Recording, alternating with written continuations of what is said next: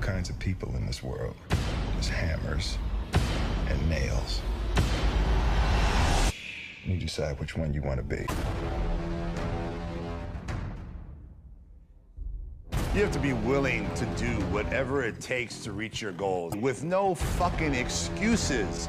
I'm so tired of hearing excuses from people. I'm here telling everyone the truth. It honestly pisses me off, you know, because people are misled and, you know, people are hired to continue misleading people. And I'm coming out with it and I'm telling people the truth because I'm fucking tired of it.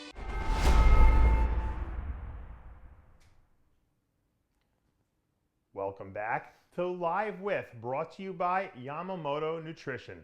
I'm Dave Palumbo, and today I'm here with one of the most controversial men in our industry, also a man that's dealing with a huge, I guess you could say,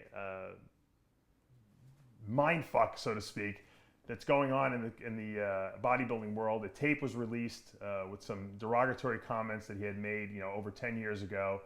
And, you know, we did a lot of specials and a lot of shows this past week and last week on the person I'm talking about. So I said, you know what, I want to get him here today. I want to find out the true story of what happened. The man I'm talking about, of course, is the enigma himself, Rich Piana, in studio. Hey, what's up, everyone? How you guys doing? All right, Rich, let's cut to the chase. We all know, we've seen your YouTube channel. It's probably one of the most popular, if not the most popular YouTube channel in the bodybuilding and fitness industry, by far. More people talk about it, not just bodybuilders and people who compete, but guys on the street. I hear people in the gym talking. Everyone knows who Rich Piana is. You've built up this persona over the last, 5 or 6 years. You know, I'm almost envious of the way you built it up because it was so marketing perfect. And then last week, a bombshell hit.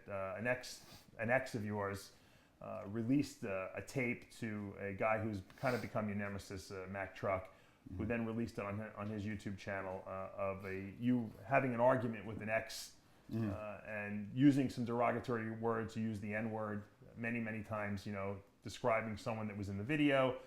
You called this woman many derogatory names. Obviously, you were visibly upset at her. And a lot of people are up in arms about this, calling you a racist, a misogynist, every bad thing that could possibly happen. They love to see the rise and then the fall of the stars in our industry. Right.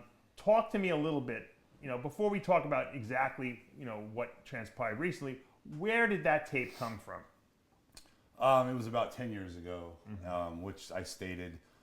Recently, I guess another tape came out saying it was 3 years ago or 4 years ago. Right. And I mean, if anyone goes on my Instagram and does research, they'll see that I was with Chanel 4 years ago. Yeah, let's who's this girl first of all? What's her name? Her name is Amy Waz, and were you in a relationship with her? Were you married to her? Because people are very confused by the no, it was. I mean, the truth to the story is I was cheating with her on my wife at the time. And which wife was that? What was her name? My first wife. Okay. I'd rather not say her name just Okay, because, that's fine. But yeah, I was having an affair with Amy while I was married, and that's where it started. But yeah, people are calling her my wife, and I mean, right? People don't know. That's why I want to get to the bottom. But the crazy thing is, no one checks anything. People just go on what they hear. Whatever they hear, they run with it, and there's a lot of facts that could easily be checked. But so she was a girlfriend essentially. Right. And this was, what year was this? Like I said, about 10 years ago. So whatever the math is, 2007. Yeah, Okay. 206, 207. So you're dealing with this girl now. In the tapes that we heard, you were very upset. Obviously, and look, we've all been in those relationship situations where we're all upset. We don't all say the things you said, but I've seen people go crazy. I've lost my mind a couple of times. Right. What I guess precipitated that phone call that you made to her and said those things? I don't believe it was a phone call. Okay. Like I said, I don't have a lot of recollection, but I'm pretty positive that this was in person. It wasn't over the phone. Okay. So she was taping you. You didn't know it. Right. Okay.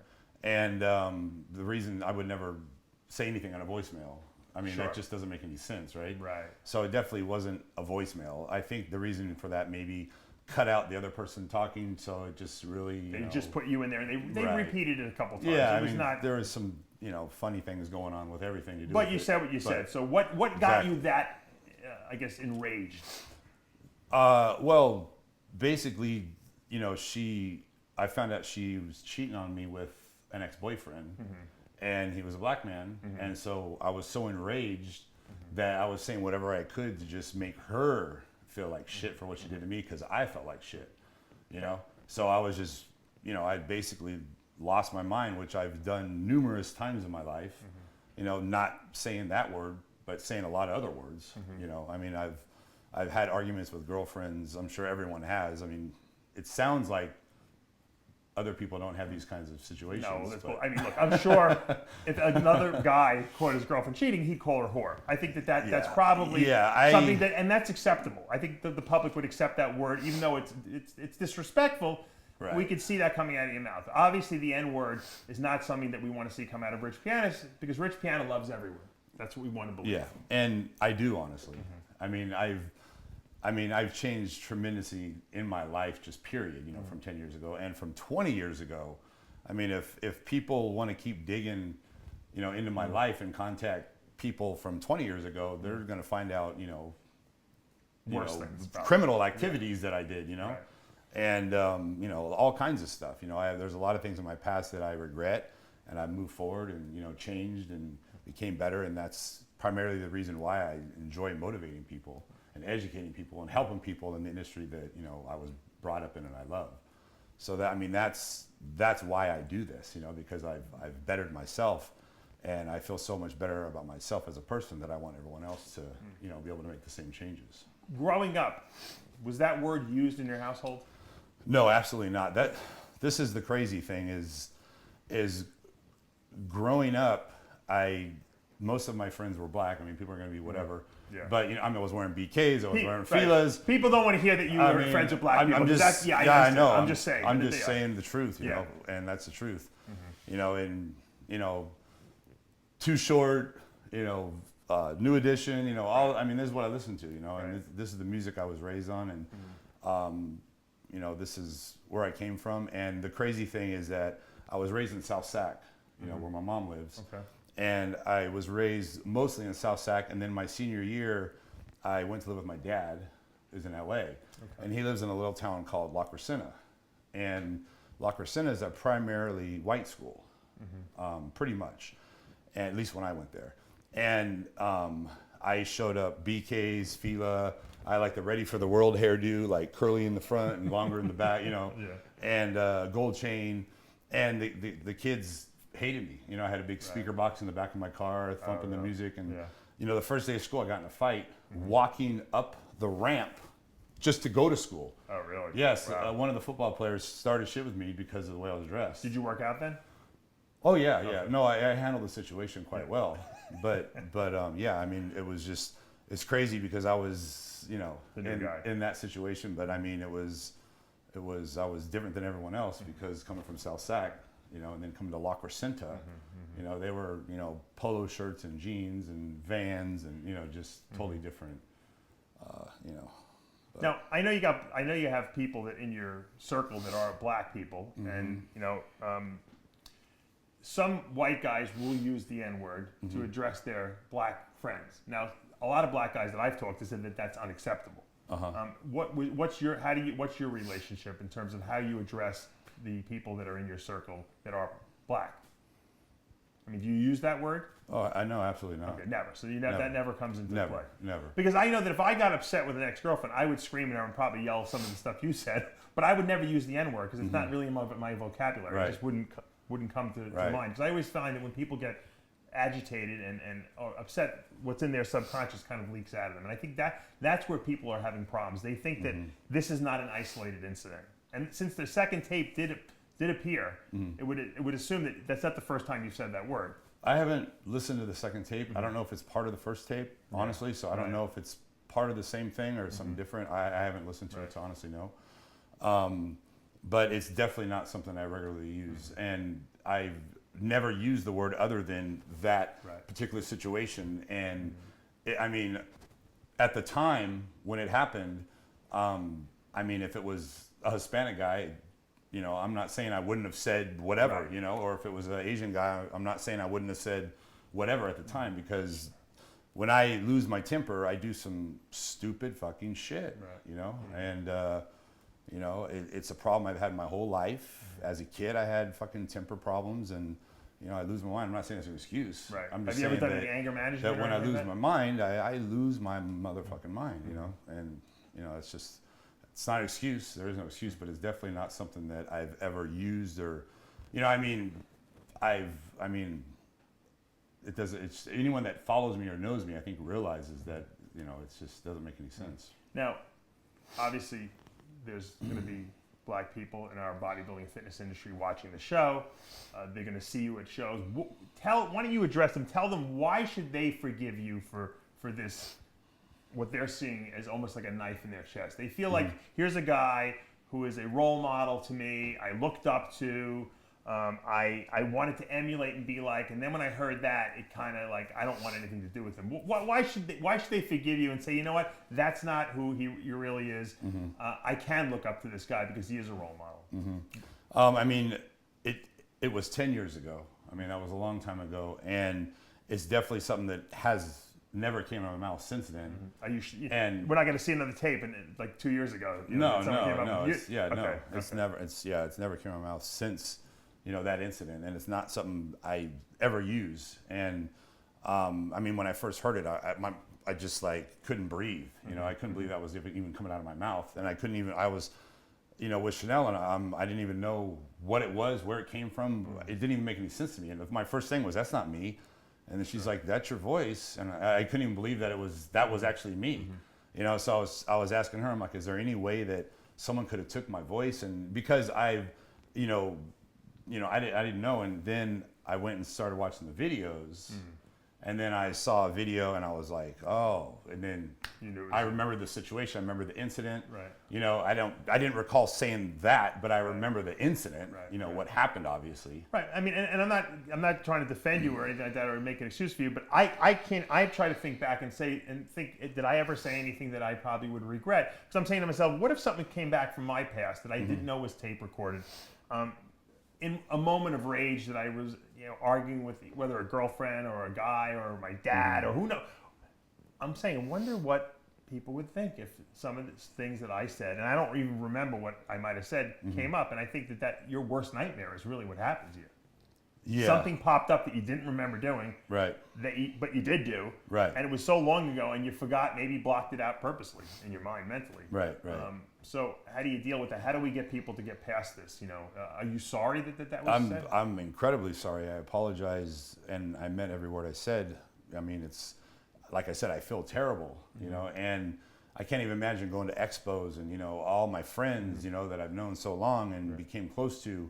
How are they going to treat me? How are they, you know? And it's a very difficult situation, and you know, I feel awful about the situation, and I'm very concerned. You know, I mean, because your reputation is important to you, obviously. You spent a long time building it up. Well, definitely, but I mean, you know, let's be honest. I mean, bodybuilding, you know, the top guys in the sport are black.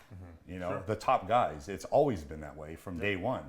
You know, Sergio Olivier should have destroyed Arnold. You know, I mean, that's always been my opinion. But Arnold, you know, was smart and used other means, you know, against him. But you know, and to say something negative against, you know, the best people in the sport, which is the truth, you know, just doesn't, you know, make any sense. And you know, I mean, people that watch me, they know who my favorite bodybuilders of all time are. You know, and every single one of them is a black man. You know, Sergio Olivier, Flex Wheeler, Kevin Leveroni, Paul Dillette, Dexter Jackson. I mean, these are all, you know, Sean Roden. These are my favorite because I'm into the aesthetic physique. You know, I've never liked the blocky physique, you know, which is what I was genetically gifted with, was having a blocky frame. Me too. And so I'd look at guys like Flex Wheeler and just be like, you know, amazed, you know, just the way the waist is small and the muscles, you know, fit together. And I mean, you know, and that's always been my thought. And, you know, the guys I look up to in the sport, you know, the most are all black guys, you know. And well, let's take it from a different and perspective. this isn't something this is something I go look at my videos. You know, I've been saying the same thing for 4 years. You know, I've talked about these same guys over and over again. That these are my top favorite bodybuilders, and it makes no logical sense to be involved in a sport that that the best and the top people in the sport. I'm going to be against that. To me that doesn't make any sense. Like, they're the top of the sport. That's who I look up to. Are you upset that maybe people, because look, let's face it, you are a role model. Whether people want to consider you a positive or negative role model, that's entirely up to someone. That's another debate, altogether. Right. You're a role model for a lot of young kids out there. You're a role model for a lot of just older guys. I know like guys in their 50s and 60s that watch all your stuff. And they watch your stuff before they watch my stuff. So you are a role model in a sense. Do you feel that obviously that you might have let down some of these people that look up to you because definitely, because now they think, well, he's not really the guy I thought he was. You remember when the Mel Gibson tape came out and everyone thought and there was your tape is nothing compared to that, but I'm just saying people were let down by Mel Gibson because they thought he was like Hollywood gold, like this is the guy I want to be, and then they heard these racial things he said about Jews and blacks and everything like that, and he basically became persona non grata in Hollywood. I mean, now, your tape is not to the extent of his is, but do you feel like, man, I let these people down? I feel awful that people will think these things of me that are, so far from the truth. That's, that kills me because it's the furthest thing from the truth of how I really feel, and, that listening to the tape, it sounds, and I was, trying to hurt this person any way I could. And there is a little bit more story behind the reasoning. Well, what happened? Tell us what happened during this whole relationship thing. You obviously said you told you were cheating on your wife with dating this girl on the side. Obviously, why would she cheat on you, so to speak? Was she trying to get back at you? What happened? It was an awful situation, and because in the tape it sounded like you were just saying you were mad that she kissed some guy kissed her on the cheek or something like that. It was more than that. No, it was. I don't know where that came from. It was definitely, she. I mean, I saw her briefly, and when I tried to leave and stop seeing her, she told me she was pregnant, and so I obviously didn't believe her. I've heard that. I don't know how many times, and in my younger days. I've never heard that, by the way. And none of them were true. Yeah. And so I obviously didn't believe her, and so she showed me the pregnancy test, and I still didn't believe her. Right. And I said, I need to see you actually pee on the strip, and she peed on the strip, and it was positive, and I was just like, what the fuck, Wow. And then she blackmailed me with that if I leave, she's gonna tell my wife she's pregnant and she's going to keep the baby. I mean, it was just like a fucking television show, you know? Right. And it just got really bad. And, and during all this crazy shit, this happened as, a way to get back because... Oh, so she really did cheat on you to get back at you. Because I was, didn't want to see her anymore, and I was, wanting to be with my wife, but she had this hold on me because she's saying she's pregnant, and in the end, I found out that she took HCG. And when you take HCG and pee, it shows that you're positive. And what's crazy is that I'm a bodybuilder, and back then I didn't have this knowledge. I didn't know that myself, so that's interesting. So that didn't even pop in my head. I was just like believed it 100%. And it was. I mean, it was a crazy. There was supposedly an abortion that happened in the toilet, and these are things that get me to come visit. Like, oh my God, like there's a picture of a dead baby in a toilet that's sent to me, and saying that she's bleeding and she's gonna die and this and that. So I run to her house, obviously, and there's no evidence, like she flushed it. It was just, it's all just, it was just a crazy fucking circus of just my life at the time, and I was just out of my mind completely, and all this shit, was happening and bad, and there's no excuse. I'm just right. After all these terrible phone calls that you guys had, or whatever discussions, and we don't know if it was either taped or on phone or if it was in person. You continued to see her. Yeah. Which I don't know if she's crazier or you're crazier at that point, because I mean, obviously you said some pretty nasty things. You would think she would just say, I had enough of this crazy guy. Well, what happened is my wife finding out eventually, ended our situation. So, you know, I ended up going that way, you know, briefly. And then when I ended that situation, I mean, this is just like my, you know, just crazy shit. But, you know, when I ended that situation, you know, she wouldn't let me leave. She caught me moving everything when she was at work, and she came home, caught me right in the middle, and she blocked the door, wouldn't let me leave. It was just this big, held me hostage. And you guys say, how does she hold you hostage? Well, if I tried to leave, she got physical. And so you don't want the cops being called saying you were right, touching I wasn't going to have any physical thing going on, you know, just because I know, you know, the situation. And so I sat there for like 7 or 8 hours and trying to get out and run to this door and run to that door, and she, you know, just, it was crazy. It was just like, it sounds stupid, but it's the truth. It was a physical. As soon as I got close to the door, it was punching and kicking and, you know, doing whatever she can to me. And, you know, I would just stop and, you know, whatever. And eventually I got away. And how did you? How many like days, weeks after that? Yeah, it was. Yeah, I eventually managed to push her, you know, like push her out of the way of the doorway when she wasn't paying attention, and get out without any kind of altercation. Yeah, and she made it look like there was an altercation. Oh, really? She tried to have you arrested? Yeah, and she scratched up her neck. She tore her clothes. She, I believe, pulled her earring out because there's pictures of her earring out, and went to the police. And what ended up happening is that she texted me later that night apologizing for the situation. Oh, she admitted that she did? Yeah, and there was like 120 texts apologizing that night, and there was like 90-something phone calls. And so when that was presented, you know, to the court, or it didn't even go to court. It was like, they threw it out? Yeah, it was just thrown out of court. You know, it was obvious that, you know, I have the text message of her admitting that she did and apologizing and begging me to, you know, come over back to her or whatever. So herein lies the question now. But this person has been doing this for 10 years. A lot of people out there know this. If anyone goes to getbig.com right, and looks up the thread, she put a thread up probably, I don't know how long, maybe a year or 2 years after we stopped seeing each other, to try to destroy me. And she just made up all kinds of stupid, crazy. Right. But she didn't release the tape. That's where all the PMMA came from. That's where I have glute implants. I have. Oh, this is the one. I have shit in my dick. Yeah. You know, that's why my dick's big. Like, just all this crazy shit.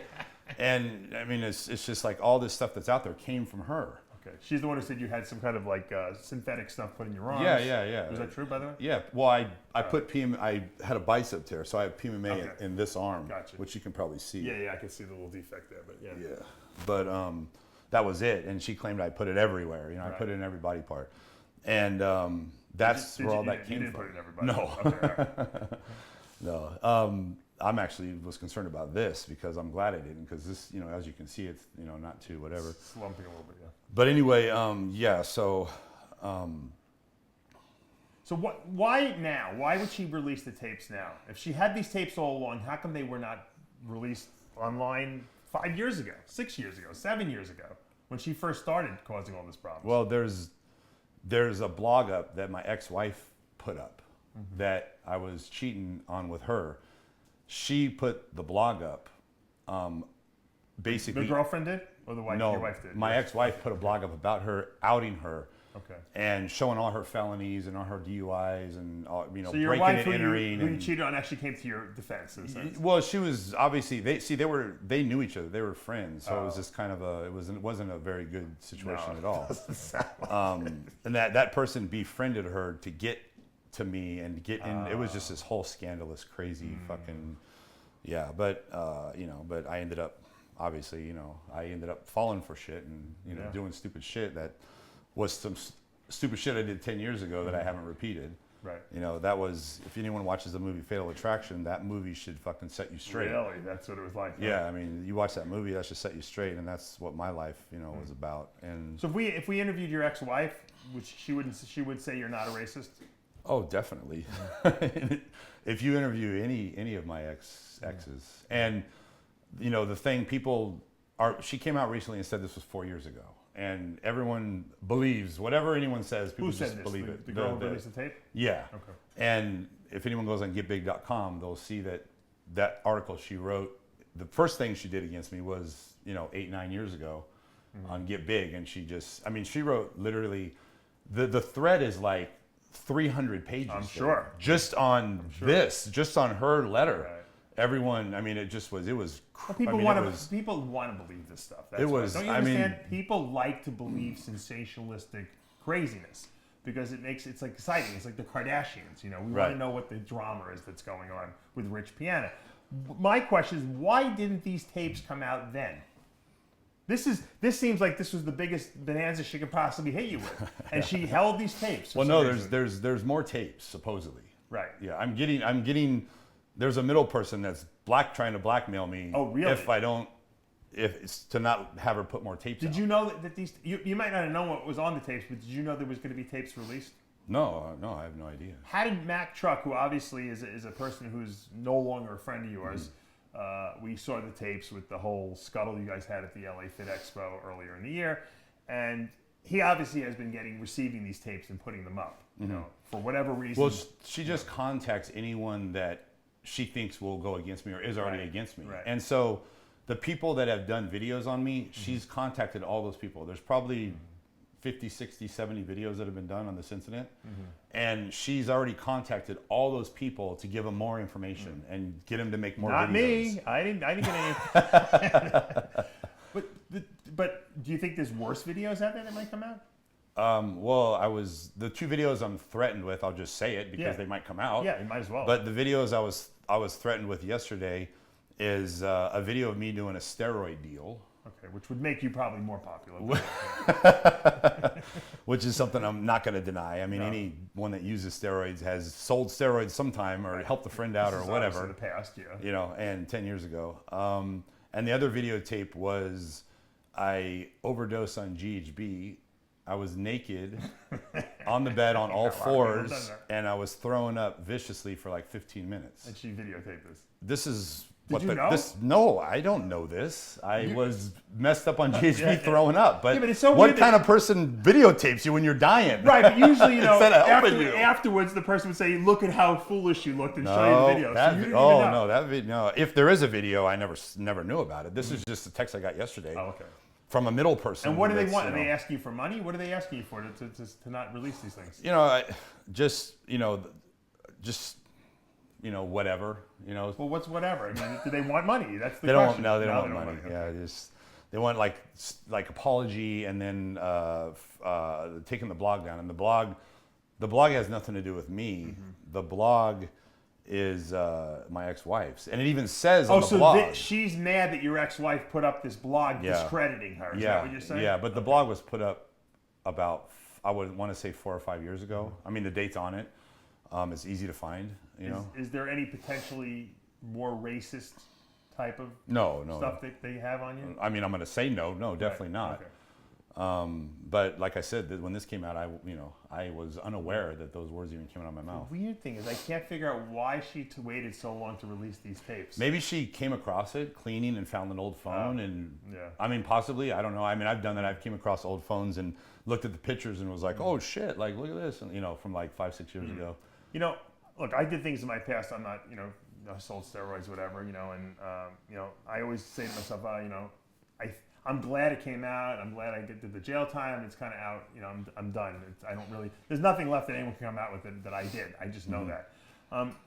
Obviously, you said it, growing up, you did some crazy things. You sold drugs. You hung out with crazy people. Do you ever now that you're kind of past that and you're in like a zone of entrepreneurship, you have a website, you make a lot of money, you have a successful nutrition company that you're a part owner of and you make good money from. Do you ever say to yourself, oh, what's going to haunt me from my past now? Is that especially given this tape that was just released, are you nervous about that? Does that bother you, like skeletons in your closet? I never was bothered by it because I'm so proud of how I've changed my life so dramatically that I feel like I'm just on the good road, and so I don't think about the past and so forth, and I never would think anything would come back, in my past there's a lot of bad stuff, and I've changed incredibly, and I'm changing every day to be a better person, and it's even even as far as the steroids, I'm just taking prescribed stuff now. You know, like it actually feels good to be 100% legal. Yeah, no, I know the fact. I mean, you know, when the steroids as a bodybuilder that we have in our house, you know, could be considered distribution when it's not. You know, it's just the amount that we take. You know, and any small thing could happen. You know, where and it's just having that. You know, knowing that. You know, that you could possibly. You know. Well, you're a very high-profile person now. Everyone knows who you are. It's like you got a target on your head, you know. So the normal person could have steroids in the house. The normal person could have other stuff in the house they shouldn't have, recreational drugs. If you do it, you know, there's a good chance that everyone knows who you are, and you're talking about it, that something negative could happen because of that, because you are high profile. You know, I'm sure that one of the reasons I got arrested back in the day was because I was so high profile. If I was a Joe Blow nobody, they wouldn't have even cared probably. Yeah. So, do you remember that time when all the USA winners were getting popped, like not too long after they won the USAs? Yep. It was like they were purposely going after Mr. USA just to make a name. Yeah. To make a case. No, so that you know that's bothersome, obviously, and obviously sometimes it's not good to be too famous, and now you can almost understand why some of these stars in Hollywood say, you know, I wish I wasn't that noticeable. But you walk down the street, let's face it, looking the way you do, everyone knows who you are. Right. I have to assume. Yeah, I mean, I enjoy it. I enjoy talking to people, meeting new people, and helping people. Yeah. So I'm still in a phase of enjoying it. You know, I enjoy walking in a gym and people coming up and, oh, you know, this video was great and it helped me with this and helped me with that, and you know, you changed my life, or you know, I watched a video on real estate, I went and bought a house. You know, all this stuff, that it just feels so good to feel that I'm actually helping a lot of people out there, you know, with the videos. And I throw in some stupid entertainment, you know, here and there, but my main goal is to educate people. You know, in the beginning it was about the bodybuilding industry, you know, because I'm sure you probably went through the same thing I did in the bodybuilding industry, is seeing the gold at the end of the rainbow and thinking I'm close, and every time I feel like I'm there, I'm not even close to any gold, you know. And so I just wanted to open people's eyes up and let them know what you're really getting into, you know, becoming a bodybuilder as a career. I think people appreciate the honesty that you offer on your videos, and I think that that's probably one of the reasons that they're attracted to you. For the people out there who might have a bad taste in their mouth, how can we get past this bad taste? What do you think is a solution? Do you have any ideas? Have you thought about maybe doing some, I don't know, making some more positions available in your company for maybe some black bodybuilders and fitness competitors out there, to show that, you know, maybe that you are offering more opportunities? Because a lot of people say, well, no, and I know this is not true, because there's a guy sitting right opposite me who's a black guy who works for you. But they say Rich only has white guys working for him in his booth. No, I have numerous black athletes and have, you know. And, I know you have them. You know, and I mean, Mac Truck was one of my favorite athletes at the time, you know, and we hung out for, you know, about 3.5 years together, you know, pretty regularly, trained together, ate together, you know, and we're friends, you know, great friends. What happened? At least that's what I saw. And I mean, if honestly, if I was racist, I don't know, you know what I mean? I don't know why you would be involved with him. I mean, I you know, and you know, I have. Anyway, why did you break up the friendship? Because obviously there's bad blood there now. Yeah, it's he's very angry at me, and I never received a phone call in the beginning, or you know, anything like confrontation just directly to me, like, hey, you know, blah blah blah, you know, and you know, work it out or talk about it or express his anger towards me personally, you know, which I think would have been good, you know. Would you be willing to sit down with him now and talk it out? Or is it beyond that? I don't think that there's any point in it, just by seeing, you know, the way he, you know, is reacting and the way he's being. It seems like there's no, you know. I would want to sit down with him because he's putting out a lot of, you know, hateful stuff. Yeah, I don't think there's any hope for anything, you know. No. So there's no reason to do that. You know, I think whatever angered him, I believe I don't really know to this day why he's so angry. I mean, I've watched some of his videos. I always believe that you could always sit down and make the peace. There's always, there might be some compromise involved. There might be some things that are unpleasant or uncomfortable. You don't want to go, or he doesn't want to go. But there's always a way to sit down with a third party there and kind of, as a mediator and make the peace. And you know, I know that right now you're at a stage of your life where you're about peace. You're not about war. Maybe when you were younger. Maybe when you were younger you were. You know, but I know I'm at that level where I'm looking for peace. I don't need to. I'm not looking to fight anyone. I'm not looking to go to war with anyone. You know, I might expose things, you know, in the bodybuilding world because that's my job as a journalist. But I'm not looking. You know, I don't have any hatred for anyone. Yeah. Even Steve Blackman, who I make fun of a lot, as you know, I would sit and have dinner with him tonight if he called me up and say, "Dave, meet me at the restaurant." So I'm sure you're at that stage of your life where you just want peace, right? No, definitely. I love making my videos, helping people, educating people, motivating people, and just sticking to good content, you know, that's going to help people. And that's all my channel is about, you know, and that's all my social media is about, is motivating, educating people, you know, and that's all I really want to do. You know, I definitely don't want to make any enemies. I don't, you know, if people make videos about me all the time and I very rarely make a video back, you know. I just ignore it and keep going forward, ignore it, keep going forward. And there's probably between 5 and 10 videos made every single day. Except the Boston Light one, which was very good, I gotta admit. Yeah, I mean, it's like... That was good. I think even Boston Light will say it's a good one. Yeah, I mean, I was like, I can take so many, you know, so much hate and so much negativity and this and that. And finally it's like, God, you know, I need to just, you know, strike back, you know, and just... rather than just sit there and take it. And that's not the right mentality, you know. And I've done that a couple times, as you know, to a couple people, but not very often. And I've learned that, you know, it's just let it be, you know, there's no point, you know. And I think most of it's done for views, you know. Of course it is. Nowadays on YouTube, people will do anything for views, anything.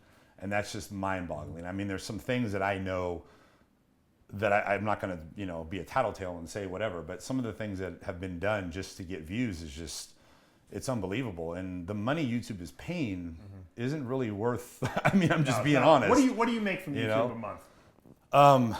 I'm not supposed to say, I think, but I don't care, I guess. Yeah. But it's very random, you know, it's very random. It could be anywhere from 5 to 15 grand a month. Yeah, that sounds about right. I would think that. Yeah, you know, I mean, you're not making rich on it, but it pays some bills, right? Yeah, no, I mean, it's definitely, you know, I enjoy it. You know, I can tell you do. I know you edit all the videos. I enjoy it. Right? Yeah, we film them and edit them and do everything, and I definitely enjoy it. And you know, when I go to expos, that's when I get to hear everyone talk about how much I help them, and it's crazy because there's so many people that, you know, they say I saved their life. You know, I was a drug addict. I was in a hotel, and I came across your video, and you know, it just, you know, I'm just like, wow. You know. Well, that's why you're a tremendous role model. Now, do you think that Mack Truck put those videos up because he's mad at you and wanted to get back at you, or did he put them up because he's looking for views for his YouTube channel? You know, I mean, whatever I say, is the wrong answer. But I believe it's for the views. You know, I believe all of this is for the views. And obviously anything that, if you go look at anyone's channel on YouTube and you look at their views, and then you look at if they've done a video that has my name in it, you'll see that the views are like 10 or 15 times more than their normal views. So just doing anything on me is going to give you more views, you know. So if you look at, you know, that channel, you know, you'll see that, you know, there's a couple thousand views per video, and then all of a sudden something about me and there's, you know, 80,000, you know. And so, you know, you get a video with 2,000, you know, how many videos you have to make up the money you make, you know, with 180,000, you know. So if Mack Truck were to reach out to me and say, look, I'm willing to sit down and talk to Rich Piana, would you sit down with him? Definitely. Okay. Yeah, definitely. I mean, because I think that would go a long way to mending this yeah, I mean, perception of you, this war with you guys. I'm 100% positive he wouldn't want to do that, you know, but I would have no problem with it, you know, just because I don't see any reason to have this hate, you know, with anyone. I don't want hate with anyone, you know. It doesn't make any sense. It doesn't solve anything, and you know, makes no sense to me. Let's take this negatively tinged interview that we've done, you know, because we had to address this topics, and I know you like to have a positive. Here's real quick. Here's another funny thing is, so I see the first video posted on this event, And, you know, and then I checked my email a couple hours later, and Prophet Muscle sent me an email. He's another guy who hates you. Yeah, sending me email. He wants to fight you, this guy, right? Did he challenge you to a cage fight or something like that? I think everyone wants to fight me. I don't know, Dave. I think he challenged you to a fight. I'm not a fighter, I'm a bodybuilder, but everyone wants to fight me. Well, they see you hitting the bag, so they figure, well, he must be an MMA fighter, right? So, Prophet Muscle sent me email basically saying that I have this video of you, and I don't know if he showed a clip or something on the email, and then he said, I'm gonna post it tomorrow morning unless you do an apology video on your channel to me. Then I won't post a video. But what happened is Amy gave the video to both people. Oh, he had the same. So he had the same video. Yes, and so what happened is this person posted it right away, and this person's like, "Well, I'm going to blackmail him and get him." So he lost all the views. By he lost he got like 4 hours missed, and then he posted it real quick, you know. So there must not be many more videos out there, because otherwise, Prophet Muscle probably would have posted it by now.